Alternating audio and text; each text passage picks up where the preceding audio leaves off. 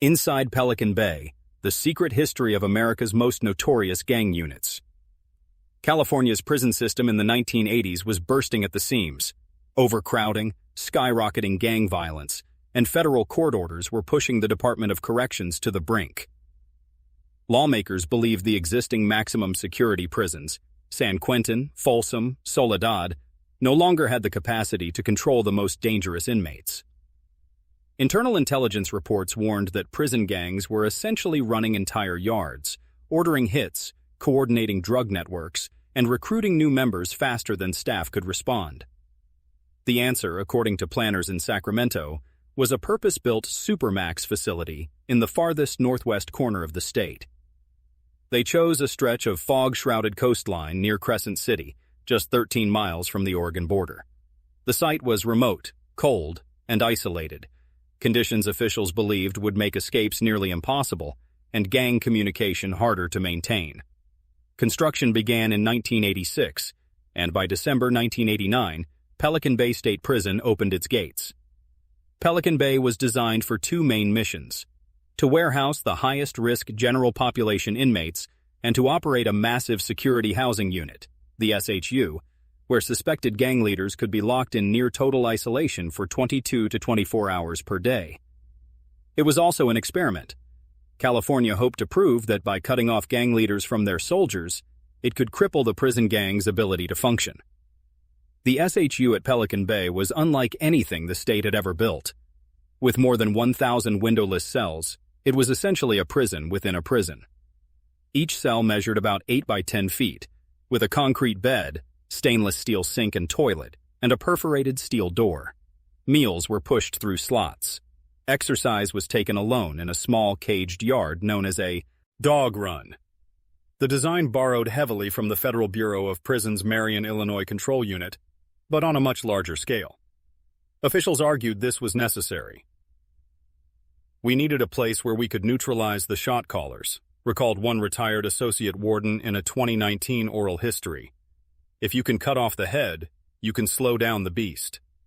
But civil liberties attorneys immediately raised alarms, warning that long-term isolation would cause irreversible psychological harm, and that the criteria for sending inmates to the SHU were opaque, and sometimes based on flimsy evidence such as tattoos or anonymous tips. To understand why Pelican Bay's gang units were created, you have to understand the history of prison gangs in California.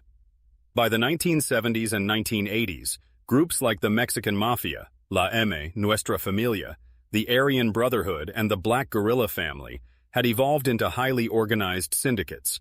They controlled drug sales, extortion rackets, and taxed contraband coming into the prisons. Violence was a constant. The Department of Corrections' own statistics showed dozens of homicides and hundreds of stabbings annually linked to gang disputes. Investigations revealed that these groups operated across multiple institutions, with leaders giving orders through coded letters, kites, or even legal mail. Some gang shot callers were serving life without parole, yet still directing street-level crime. In the early 1980s, a major crackdown at Folsom temporarily disrupted La Ime's operations, but the leadership simply regrouped at San Quentin and Soledad. By 1985, officials admitted they were losing the battle. To understand why Pelican Bay's gang units were created, you have to understand the history of prison gangs in California. By the 1970s and 1980s, groups like the Mexican Mafia, La M, Nuestra Familia, the Aryan Brotherhood, and the Black Guerrilla Family had evolved into highly organized syndicates. They controlled drug sales, extortion rackets, and taxed contraband coming into the prisons. Violence was a constant. The Department of Corrections' own statistics showed dozens of homicides and hundreds of stabbings annually linked to gang disputes. Investigations revealed that these groups operated across multiple institutions, with leaders giving orders through coded letters, kites, or even legal mail. Some gang shot callers were serving life without parole, yet still directing street-level crime. In the early 1980s, a major crackdown at Folsom temporarily disrupted La Ime's operations, but the leadership simply regrouped at San Quentin and Soledad. By 1985, officials admitted they were losing the battle. This environment birthed the idea of specialized gang units inside the prison system. Instead of relying only on frontline guards, the Department of Corrections formed Institutional Gang Investigations, IGI teams. Small groups of officers trained to collect intelligence, analyze tattoos and coded messages, run informants, and coordinate with street-level law enforcement. These units became the model for what would later be expanded at Pelican Bay. When Pelican Bay opened, its IGI team had unprecedented resources. They built databases of suspected gang affiliates, conducted debriefings, and developed classification systems that could validate an inmate as a gang member or associate. Once validated, an inmate could be sent to the SHU for an indeterminate term, essentially until they debriefed or were inactive for 6 years. This policy would later become one of the most controversial aspects of Pelican Bay's gang units. By the mid-1980s, California's prison planners had toured control units from Marion, Illinois, to the fledgling federal facilities at Florence, Colorado. They took notes on architecture, cell design, and movement protocols, but they wanted to go further. Pelican Bay would be the first state prison to put more than 1,000 high-risk inmates into windowless concrete boxes specifically engineered for long-term isolation. The project cost more than $277 million, an unprecedented sum at the time, and was sold to lawmakers as the ultimate weapon against prison gangs. The architecture of isolation. From the outside, Pelican Bay's security housing unit looks like a sprawling concrete labyrinth. Instead of cell blocks with bars, the SHU is arranged in 22 identical pods radiating off central corridors, each pod shaped like an X. In each arm of the X, there are 8 cells on either side, creating small, self-contained worlds where inmates rarely see another person. Movement is controlled electronically. Doors open remotely, and cameras cover every angle. Inside, the cells measure roughly 8 by 10 feet. There are no windows. The only light comes from fluorescent fixtures in the ceiling. A perforated steel door with a small food slot separates the inmate from the corridor. Each cell has a concrete bed, a stainless steel sink and toilet, and a fixed shelf. Inmates receive their meals through the slot and are allowed only a few personal items, legal papers, a few books, a small television or radio if they can afford it. Exercise consists of being escorted alone, in restraints, to a small, high-walled concrete yard about the size of a single-car parking space, with a metal grate for a ceiling. Guards call it the dog run because it resembles a kennel. Some yards have pull-up bars, many do not. The only glimpse of sky comes through the wire mesh overhead. For decades, hundreds of men spent years, even decades, in these conditions. Operational protocols. But Pelican Bay's SHU was more than a building. It was an operational philosophy. Staff were trained to minimize inmate movement and contact. Meals, mail, and medical care all came to the cell. Showers were in-cell or in small stalls attached to the pod. Group activities were eliminated. Visiting was conducted behind glass with conversations monitored. Telephone calls were rare and tightly controlled.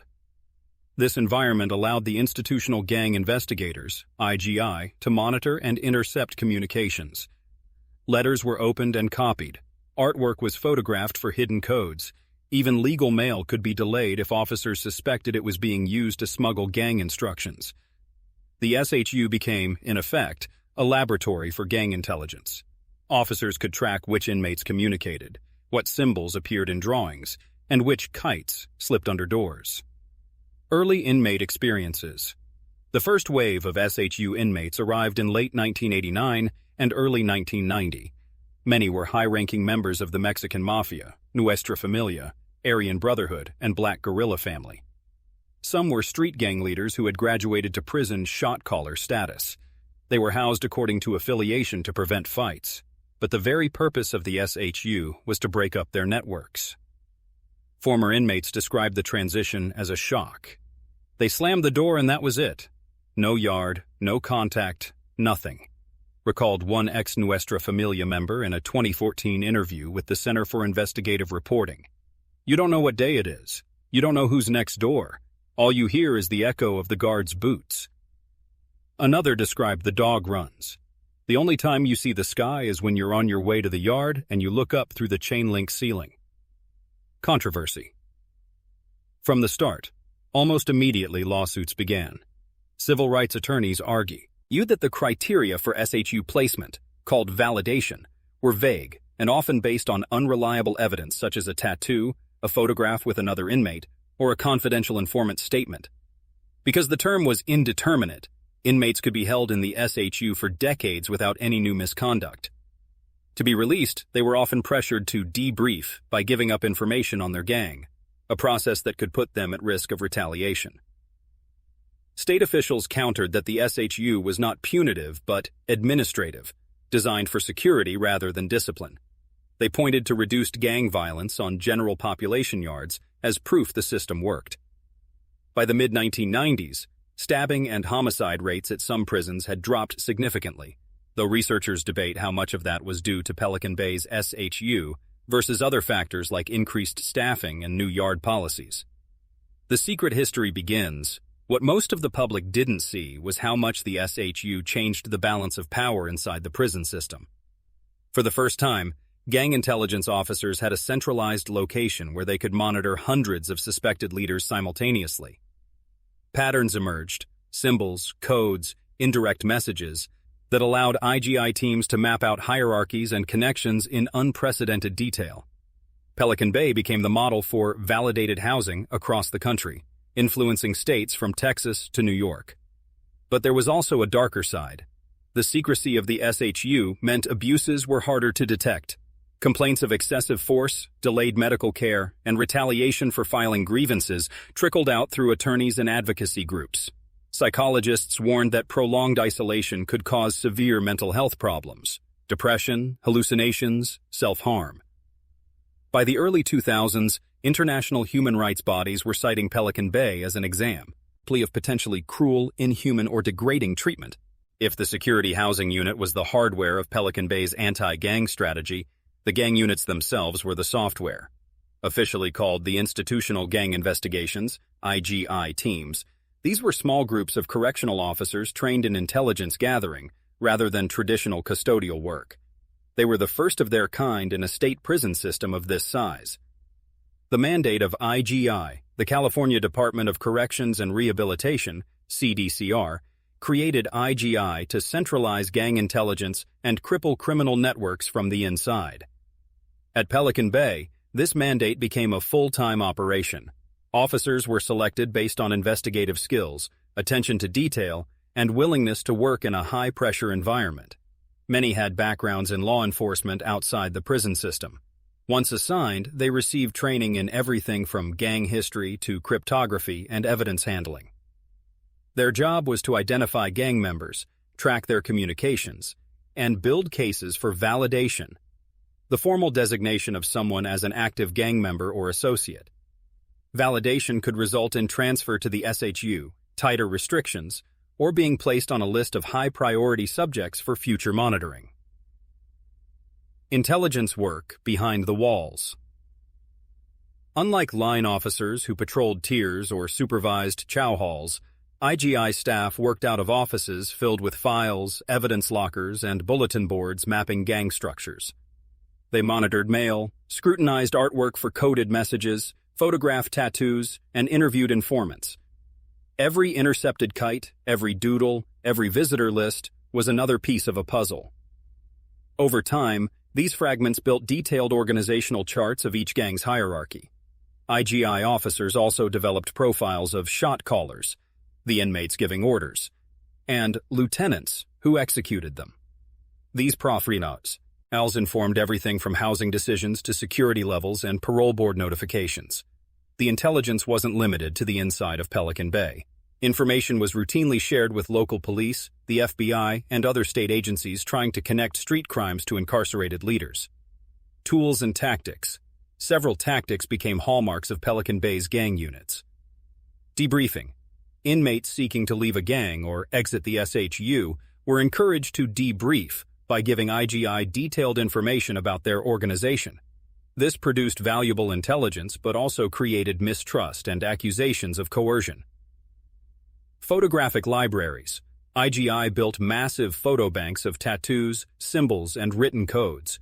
These were used to validate inmates and educate staff statewide. Monitoring legal mail. Although legally sensitive, some communications labeled as legal mail were suspected of carrying gang messages. IGI developed protocols for delaying or copying suspicious envelopes under court orders. Database management. Long before digital case management systems were common, Pelican Bay's IGI kept card files and early computer databases tracking affiliations, incidents, and movement. Daily reality for staff. Working in IGI was not like working a regular yard. Officers spent hours poring over paperwork, listening to recorded phone calls, and interviewing informants who were often scared, manipulative, or both. It was a high-stakes chess game where a mistake could lead to violence on the yard or retaliation against staff. Some officers have since said it was intellectually rewarding but emotionally draining, a mix of detective work and counterintelligence done inside a fortress of concrete and steel. Impact on inmates. From the inmate perspective, IGI's reach was enormous. A drawing, a nickname, or being photographed with the wrong person could lead to validation. Once validated, an inmate might be sent to the SHU for years with little due process. Advocates argued that this system created a catch-22. To get out of the SHU, you had to debrief. To debrief, you had to provide information that could endanger you or others. Some did. Others refused and stayed in isolation. Former prisoners describe IGI interviews as both terrifying and transactional. They wanted you to roll over on your homies, one ex-gang member told a journalist in 2015. If you didn't, you stayed slammed down. If you did, you were labeled a snitch forever. The Shadow War. Behind the official language of institutional safety and security threats, a shadow war played out. Gangs tried to develop new codes, use family members as intermediaries, and file legal challenges to disrupt IGI operations. IGI responded with tighter controls, sting operations, and collaboration with street-level law enforcement. Each side adapted to the other's tactics, creating an ongoing cycle of move and countermove. By the late 1990s, Pelican Bay's gang units were regarded as the most sophisticated in the country. Their intelligence influenced not only inmate housing, but also criminal prosecutions, parole conditions, and even federal RICO cases. The model spread to other states and to the Federal Bureau of Prisons' own special management units. Seeds of controversy. But with power came controversy. Critics argued that IGI operated with little transparency and that validation relied too heavily on confidential informants. They also questioned whether long-term isolation actually reduced gang activity or simply hardened inmates' resolve. In 2011, the first of several large-scale hunger strikes erupted at Pelican Bay, with thousands of inmates protesting SHU conditions and gang validation practices. The very units designed to control gangs had become a flashpoint for statewide protests and lawsuits. By the mid-1990s, Pelican Bay had already earned a reputation as the end of the line. Yet even in a fortress built to isolate, flare-ups and flashpoints forced the administration to push its security protocols to the limit. These were the years when the prison's gang units and SHU design were put to their most dramatic tests. The first major incident. One of the earliest high-profile lockdowns came just months after the prison opened. Intelligence reports suggested that a coalition of gang members was planning simultaneous attacks on staff in multiple pods. In response, administrators ordered a full lockdown. Every inmate confined to his cell, all programs suspended, and movement restricted to emergency medical runs.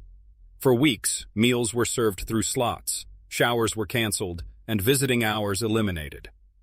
It was the first demonstration of Pelican Bay's remote control capacity. Staff could essentially freeze the prison's population with the flick of a switch. Lessons learned. The lockdown revealed both strengths and weaknesses. On the one hand, the architecture worked. The X-shaped pods, remote doors, and extensive camera coverage allowed staff to move safely. On the other hand, the event showed how easily rumors could trigger mass disruption. Afterward, IGI increased its focus on preemptive intelligence gathering, developing what officers called threat assessment matrices to rank suspected plots by credibility and urgency. High-profile inmates. During the 1990s and 2000s, Pelican Bay housed some of the most notorious figures in California's prison history. High-ranking members of the Mexican Mafia, Nuestra Familia generals, Aryan Brotherhood commissioners, and leaders of street gangs who had graduated to prison shot-caller status. Anytime such an inmate arrived, the prison went on alert. Transport was handled under extreme security, armored vans, helicopter overwatch, and road closures, because a single escape or attack could become a statewide crisis. Coordinated yard wars. Even with isolation, rival groups sometimes found ways to clash. The SHU may have been sealed, but the general population yards at Pelican Bay still held thousands of men. In 1994, and again in 1997, large-scale melees erupted on the yard, involving dozens of inmates armed with homemade weapons. IGI later testified that these fights were orchestrated by leaders in the SHU communicating through coded mail and visitors. After each incident, lockdowns could last months as investigators pored over evidence, conducted interviews, and reassigned housing. The staff's perspective. For staff, lockdowns were double-edged. They reduced the immediate risk of attack, but increased tension and workload. Officers had to deliver food, handle medical emergencies, and manage hundreds of angry, frustrated men without the usual routines. Some staff worked 16-hour shifts during prolonged lockdowns. In interviews years later, several said the stress and fatigue were as memorable as the danger itself. Media and public scrutiny. The high-profile lockdowns also attracted media attention. Local newspapers and national outlets began running stories about Pelican Bay as the toughest prison in America. Journalists highlighted the SHU's windowless cells, the constant surveillance, and the gang wars spilling over from the streets. Lawsuits filed during this period, including the landmark Madrid versus Gomez case, brought to light allegations of excessive force and inadequate medical care. For the first time, a broad audience glimpsed the hidden world of Pelican Bay. Impact on policy. Each major lockdown pushed CDCR to refine its policies. New protocols for handling high-risk transports, intelligence sharing, and use of force emerged from these crises. Some reforms came through court orders. Others were internal. Over time, the combination of the SHU, IGI intelligence, and hardened lockdown procedures became a model emulated by other states. But it also set the stage for a growing debate. Was this level of control actually reducing violence, or simply driving it underground? If Pelican Bay's security housing unit was the cage and the institutional gang investigators were the hunters, then informants and debriefings were the bait. This chapter explores how the prison's gang units used, and were shaped by, the flow of information from the inside. The debriefing pipeline. From the moment the SHU opened, prison administrators offered inmates a way out of indefinite isolation. Debrief, by providing verifiable intelligence about your gang. In theory, this process allowed prisoners who genuinely wanted to renounce gang life to return to general population or protective custody. In practice, it became one of the most controversial aspects of Pelican Bay's gang control strategy. Debriefing sessions were conducted by IGI officers trained to interview and cross-check information. An inmate might be asked to name other members, explain codes, identify leadership structures, or recount criminal acts. If the information panned out, the prisoner could be labeled inactive and moved out of the SHU, often to a special protective custody yard far from his former associates. Risks and rewards. The stakes were enormous. For some prisoners, debriefing meant a path back to human contact after years of isolation. For others, it was a death sentence. Word of a debriefing could mark someone as a snitch in the gang world, a stigma known as a snitch jacket. This label could follow a person for life, making them targets for retaliation both inside and outside prison. Protective custody offered some shelter, but was not foolproof. Human rights advocates argued that the debriefing system created a coercive environment. Prisoners who had never been active gang members but were validated on slim evidence faced an impossible choice: endure years or decades in isolation, or provide information that might not even exist. Some gave false or exaggerated statements just to escape the SHU, which in turn polluted the intelligence pool. IGI's perspective. From the IGI side, debriefing was a goldmine. It produced insider information on gang constitutions, disciplinary codes, and communication channels. Debriefings were how investigators learned about hidden weapons caches, coded artwork, and infiltration of street-level organizations. Officers compared it to flipping a mafia underboss. Risky, but potentially game-changing. Yet even some IGI veterans have admitted in interviews that the system had weaknesses. Sorting genuine intelligence from self-serving fabrications was a constant challenge. False tips could lead to wrongful validation of other inmates, lawsuits, or retaliation. And because debriefers were often moved to special yards, those yards sometimes became snitch yards, with their own volatile hierarchies. Protective custody yards. By the early 2000s, California's protective custody yards had ballooned. Entire facilities were dedicated to housing dropouts, informants, sex offenders, and others who could not safely mix with general population. Pelican Bay's debriefed inmates were often transferred to these units, but many lived in fear of being exposed. In some cases, gangs infiltrated protective custody to attack perceived traitors. Legal challenges. Several lawsuits challenged the debriefing system on constitutional grounds, arguing it amounted to coercion and violated due process. In depositions, inmates described being pressured to invent information or risk indefinite SHU terms. The state maintained that debriefing was voluntary and necessary for security. Federal courts generally upheld the practice but required more procedural safeguards, such as clearer criteria for validation and periodic reviews. Psychological toll. Mental health professionals who evaluated Pelican Bay inmates warned that the combination of isolation and pressure to debrief created a psychological crucible. Prisoners faced intense stress, paranoia, and despair. Some debriefers later recanted, saying they had fabricated stories under duress. Others became serial debriefers, providing bits of information about multiple groups to stay out of the SHU. Public awareness. Outside the prison walls, the term debriefing was almost unknown until investigative journalists and advocacy groups began publishing reports in the late 2000s. Stories of men spending decades in windowless cells because of a tattoo or an unverified informant captured public attention.